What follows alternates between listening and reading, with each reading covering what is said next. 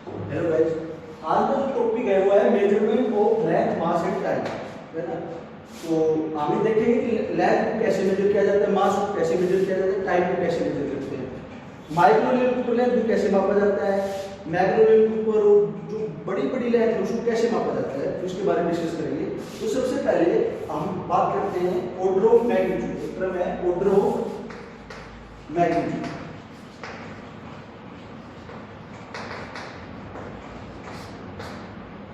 Order of magnitude से क्या मतलब देखो ऑर्डर ऑफ मैग्नीट्यूड मतलब ये जो ऑर्डर ऑफ मैग्नीट्यूड होगा, जो ये नंबर होगा, वो हमें किसी नंबर का एग्जैक्ट वैल्यू ना देकर उसको 10 रेज़ टू पावर 10 की जो पावर होगी उसके डिनोट होगा, ठीक है।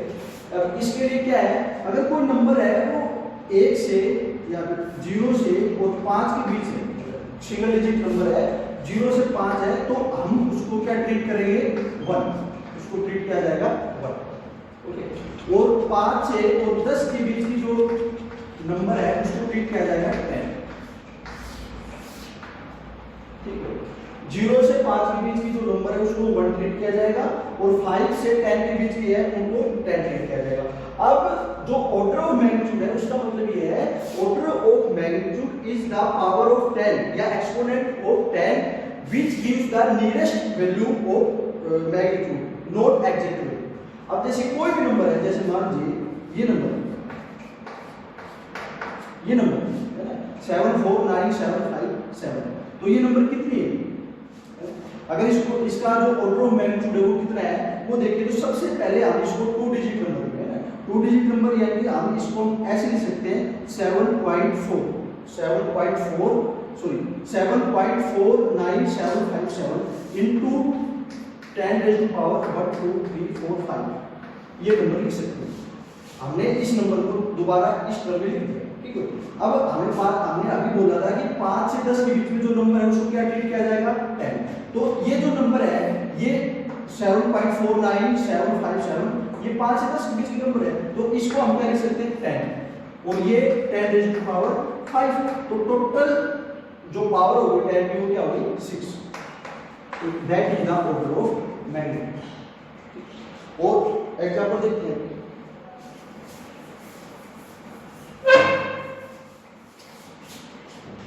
जैसे कि कोई नंबर है 594, ये नंबर, ठीक। अब इस नंबर को अगर हम लिखना चाहे तो हम इसको 10 रेज़ टू पावर में लिखना चाहे तो 594 into 10 रेज़ टू पावर 3 ये लिखा जा सकता है।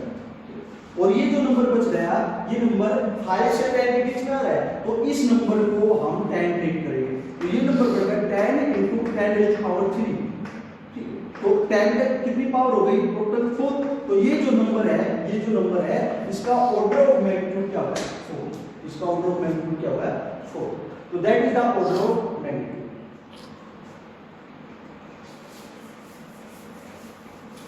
और कोई नंबर ले लेते हैं, जैसे कि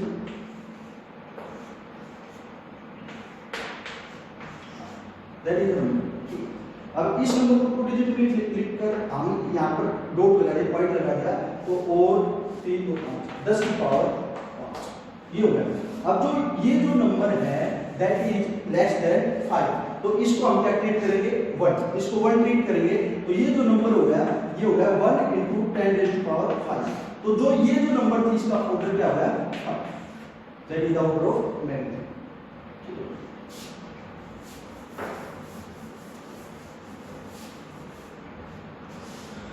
अब हमारा टॉपिक है मेजरमेंट ऑफ लेंथ। लेंथ को कैसे मेजर किया जाता है, देखो लेंथ को मेजर करने के लिए हमें डेली लाइफ में यूज होता है कि हम काफी चीजों के एडॉप्ट होते हैं, जैसे कोई कपड़े की लेंथ मापनी है, कोई लैंड एरिया वो मापना है, कोई डिस्टेंस मापनी है, या फिर किसी की हाइट मापनी है, तो हमें मेजरमेंट ऑफ लेंथ की जरूरत पड़ती है। इसको मापने के लिए 2 मेथड होते हैं। First method is direct method,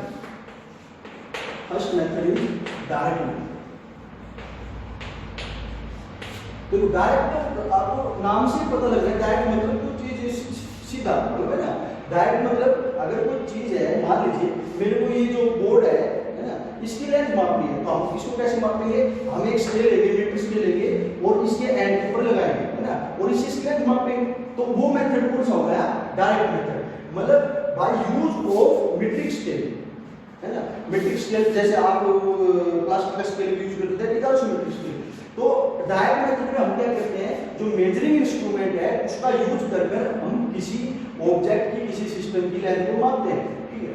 अब इसका जो डायरेक्ट मेथड में मतलब by using metric scale, metric scale का यूज कर हम कितनी लेंथ माप सकते हैं? हम 10⁻³ से 10⁻², यानी कि 1 मिलीमीटर से और 100 मीटर, 1 मिलीमीटर से 100 मीटर तक की लेंथ है वो मीट्रिक स्केल से मापी जा सकती है आराम से, है ना।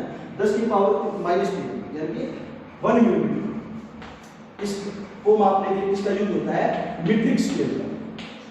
मीट्रिक स्केल, मीट्रिक स्केल आप जानते हो, जैसे वो रोलर स्केल होता है उसकी सहायता से मापा जा सकता है। और अगर हमें इससे कम लेंथ को मापनी है, देखो इसका जो लिस्ट काउंट होगा वो 1 mm होगा, 1 मिलीमीटर। इसका जो लिस्ट काउंट है वो क्या है? 1 मिलीमीटर। अब हमें इससे भी कम लेंथ को मापना है, मान लीजिए हमारी जो लेंथ है वो और भी छोटी साइज की है, उसका साइज है 10⁻⁴।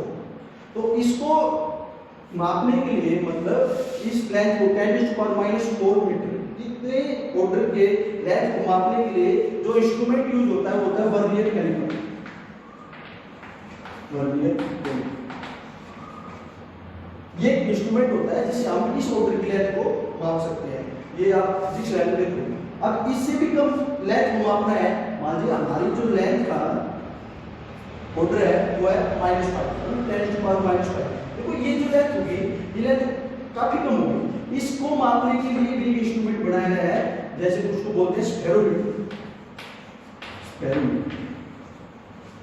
स्फेरोमीटर या स्क्रू गेज, ठीक है।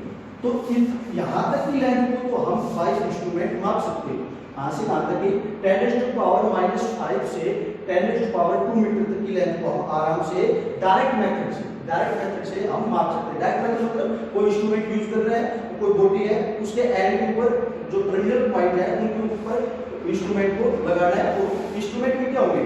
स्केल होंगे इंस्ट्रूमेंट में, ठीक है। तो उनकी सहायता से हम उनकी लेंथ कितने स्केल की, जो इतने डायमेंशन की जो लेंथ है उनको माप सकते हैं। ये कौन सा मेथड है? Direct method. डायरेक्ट किसका यूज किया आपने? जो मेजरिंग इंस्ट्रूमेंट है उसका यूज कर आपने लेंथ माप, ठीक। अब आती बात इनडायरेक्ट मेथड। इनडायरेक्ट मेथड क्या है?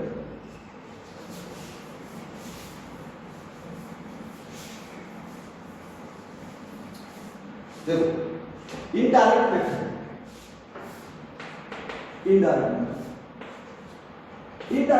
इनडायरेक्ट मतलब हम कोई लेंथ है जिसको माप रहे हैं उसको बाय इंस्ट्रूमेंट नहीं माप रहे, मतलब कोई मीट्रिक स्केल का यूज करके या स्फेरोमीटर का या वर्नियर कैलिपर का यूज करके नहीं माप रहे।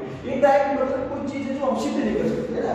अगर मान लीजिए किसी को हमें किसी से बात करनी है और हम वो बात डायरेक्ट नहीं कर सकते तो हम क्या करते हैं? वो दूसरे लोगों का सहारा लेते हैं, तो वो क्या होगा? इनडायरेक्ट मेथड, है ना। जैसे आप पढ़ते भी हो direct speech, indirect speech English में।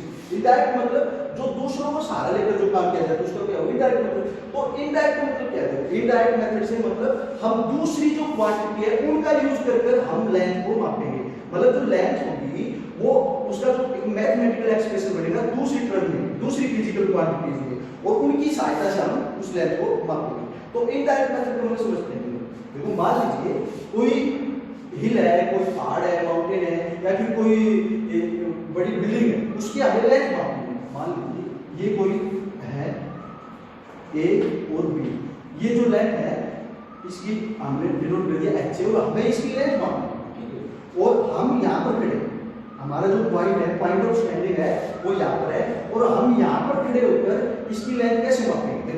अब देखो जो पहाड़ है या कोई हिल है या बहुत बड़ी इमारत है, उसको अगर मीट्रिक स्केल का यूज करके मापते तो वो बहुत हार्ड होगा, है ना। एक आदमी को नीचे खड़ा होना पड़ेगा, एक आदमी जाकर पर जाकर बैठेगा, फिर वो मीट्रिक स्केल से उसका यूज करके उसको मापेगा। तो इसके लिए एक इजी मेथड होता है। इजी मेथड क्या है? छोटा सा मैथमेटिकल एक्सप्रेशन मिलेगा। देखो कोई आदमी है जो ऑब्जर्वर है, मतलब जो इसकी लेंथ को ऑब्जर्व कर रहा है, माप रहा है, वो यहाँ पर खड़ा है, ठीक है। इसको नाम दे दिया हमने इस पॉइंट को O, है ना। O is the point where observer is standing, ठीक। अब अगर हम ये डिस्टेंस को माप सकते हैं थे। देखो हमें ज्यादा दूर नहीं है, हम यहाँ से इस लेंथ को हम आसानी से माप सकते हैं। मान लीजिए कोई बिल्डिंग है, उस बिल्डिंग के हम नजदीक जाकर खड़े हो सकते हैं और ये लेंथ माप भी सकते हैं। मतलब ये जो OA लेंथ है इसको मैंने बोल दिया D, OA लेंथ है उसको क्या बोल दिया हमने D, और D लेंथ क्या है, नोन है। D लेंथ क्या है, नोन है। इस लेंथ को हम जानते हैं। ये जो D लेंथ है वो जो ऑब्जर्वर की और जो ये जो हाइट है, ये बिल्डिंग है, ये हिल है, इसके बेस तक की जो डिस्टेंस है उसको हम जानते हैं D, उसको हमने क्या बोल दिया, नोन डिस्टेंस। ठीक है, अब बात सुनो, अब इसका जो पीक पॉइंट है B, इस लेंथ का पीक पॉइंट क्या है, B, और A क्या है, बेस पॉइंट। ठीक है, तो ऑब्जर्वर ये एंगल माप सकता है सेक्स टाइम से एंगल, ये जो एंगल होगा ये इजीली हम माप सकते हैं और इसका नाम हमने दे दिया थीटा। ठीक है, ये जो थीटा है मतलब ऑब्जर्वर से और ये जो हिल पॉइंट है, टॉप पॉइंट है, ये कितना एंगल बना रहा है, ये एंगल हम इजीली माप सकते हैं। ठीक है, तो हमारे पास देखो क्या है, ये जो थीटा है ये भी नोन है और D है ये भी नोन है, ये थीटा है ये भी नोन है। और ये देखो D तो हम क्या है, हम बेस से काफी नजदीक जाकर, मतलब जो ऑब्जेक्ट है, जो ये हाइट वाला ऑब्जेक्ट है, इसके काफी नजदीक जाकर खड़े हुए हैं और ये D डिस्टेंस ये माप लिया हमने। ठीक है, और थीटा इजीली माप सकते हैं, काफी इंस्ट्रूमेंट होते हैं जिससे हम ये एंगल इजीली माप सकते हैं। तो थीटा अगर हमारे पास D होगा। ठीक है, अब आपने ट्रिग्नोमेट्री पढ़ी होगी। ट्रिग्नोमेट्री क्या होता है, अगर ये एंगल है तो ये क्या होगा, परपेंडिकुलर, दैट इज बेस। ठीक है, तो टेंजेंट थीटा होता है, वो क्या होता है, tangent theta is the perpendicular upon the base. तो इस राइट एंगल ट्रायंगल के लिए, इस OAB राइट एंगल ट्रायंगल में ये एंगल होगा 90 डिग्री का, ये होगा बेस, ये होगा परपेंडिकुलर, ये होगा हाइट ऑफ द। तो जो टेंजेंट थीटा है, टेंजेंट थीटा वो क्या होता है, परपेंडिकुलर अपॉन में बेस, ये होता है ना। तो टेंजेंट थीटा क्या होता है, परपेंडिकुलर अपॉन में बेस, परपेंडिकुलर अपॉन बेस। तो इस राइट एंगल ट्रायंगल में OAB में जो परपेंडिकुलर है वो क्या है, H, परपेंडिकुलर क्या है, H। ठीक है, और जो बेस है वो क्या है, D, बेस क्या है, D, और थीटा क्या है, एंगल, और ये जो एंगल होगा ये किस होगा, रेडियन में होगा। अब देखो, अब H हमें निकालना है, D हम जानते हैं, थीटा है वो भी हम जानते हैं, तो H क्या होगा, थीटा इनटू में D, ये होगा ना। थीटा किसमें है, रेडियन। तो अब देखो इसमें हमने इस ऑब्जेक्ट की लेंथ निकाल ली है, लेकिन इसकी हमने डायरेक्ट इंस्ट्रूमेंट का यूज नहीं किया।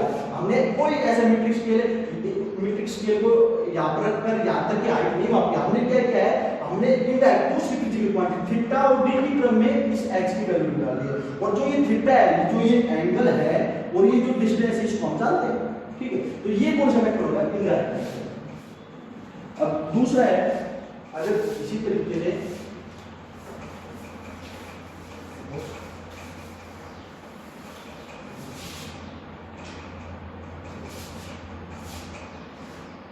मान लीजिए ये हिल है और ये हिल का बेस पॉइंट है A और ये है टॉप पॉइंट B।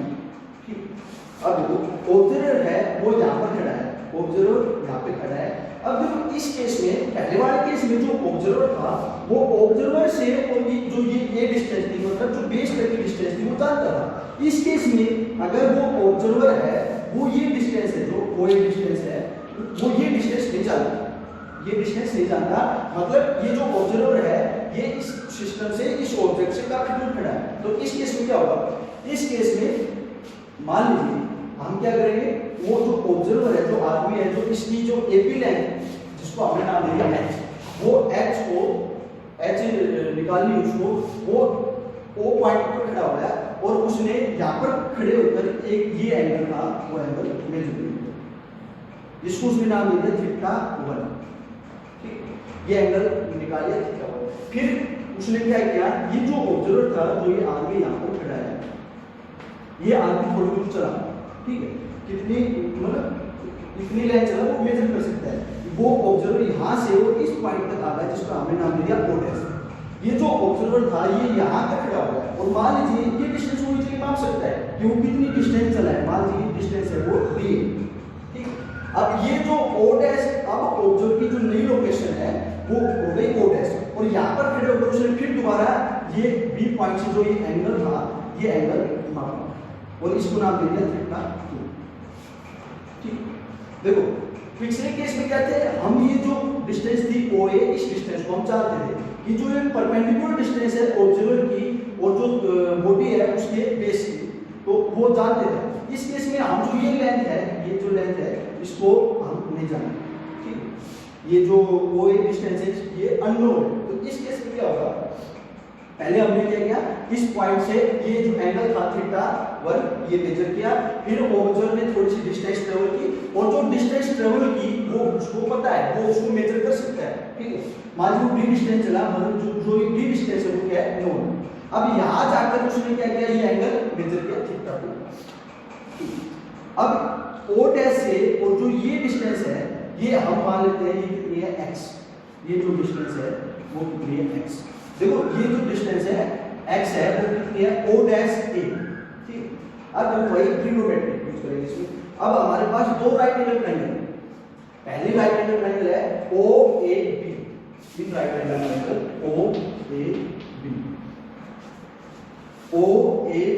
OAB में जो एंगल है वो थीटा 1 है और टेंजेंट थीटा 1 क्या आता है, परपेंडिकुलर अपॉन में बेस। तो परपेंडिकुलर क्या होगा आपका h, बेस क्या होगा d प्लस x। OAB तो टेंजेंट थीटा 1 क्या होगा, परपेंडिकुलर अपॉन में बेस। परपेंडिकुलर क्या होगा h और बेस क्या होगा अपना d प्लस x। परपेंडिकुलर क्या होगा d प्लस x। ठीक, अब दूसरी ट्रायंगल में जाते हैं। जो दूसरी ट्रायंगल में क्या है, O डैश AB। तो in triangle O A dash B, sorry O dash AB, इस ट्रायंगल में इसमें क्या होगा, जो टेंजेंट थीटा 2 है, टेंजेंट थीटा 2 वो क्या होगा, परपेंडिकुलर अपॉन बेस। परपेंडिकुलर क्या है, h, बेस क्या है x, h अपॉन में x। अब आपको पता है, देखो ये हो गई इक्वेशन 1, ये इक्वेशन 2। अब जो टेंजेंट थीटा का जो इनवर्स होता है वो क्या होता है, कोट थीटा, है ना। तो जो कोट थीटा 1 होगा, कोट थीटा 1 क्या होगा, d प्लस x अपॉन में h, और कोट थीटा 2 क्या होगा, x अपॉन में h। ठीक, अब इसको मान लिया हमने इक्वेशन 1, इसको मान लिया इक्वेशन 2। ठीक है, हमें क्या चाहिए, h चाहिए, और देखो h चाहिए और इस केस में x नोन नहीं है, सिर्फ d नोन। तो देखो अगर हम इक्वेशन 1 में से इक्वेशन 2 को सब्ट्रैक्ट कर देते हैं बाय